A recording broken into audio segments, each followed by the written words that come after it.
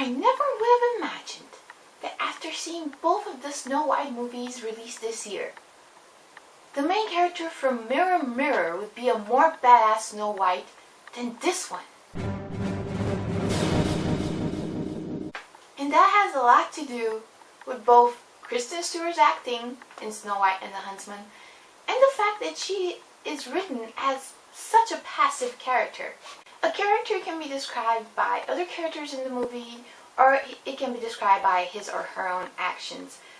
A lot of the things that we hear about Snow White in this movie are either complete bullcrap or not very accurate.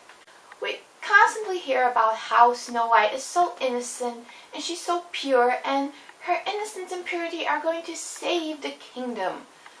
But the first thing we see this girl do is almost stab a guy in the eye with a nail. Not very innocent, not very pure. The second thing we see her do is ride a horse until it dies. It's like, remember that scene from Never-Ending Story where Atreus' horse dies? It's the polar opposite of that scene. You know, that scene usually has everybody bawling because it's so sad. And then Snow White is like, oops, my horse gonna die. Well, gotta go. And Charlize Theron as an evil queen was laughable. Now, I understand she's playing a fairy tale character, and as a villain, she's supposed to be over the top, but at the same time, this is supposed to be the darker, more mature version of Snow White, and I cannot take this character seriously in the least when she takes a simple line like, I will kill you, and delivers it like, I will kill you. It's like she's always doing a slow motion impersonation of Alan Rickman, but I will give the movie props for delivering a very good dark fairy tale vibe. And I really liked the dwarves. In spite of myself, I loved the dwarves, probably because they were being led by a dwarf played by Ian McShane, and I freaking adore Ian McShane.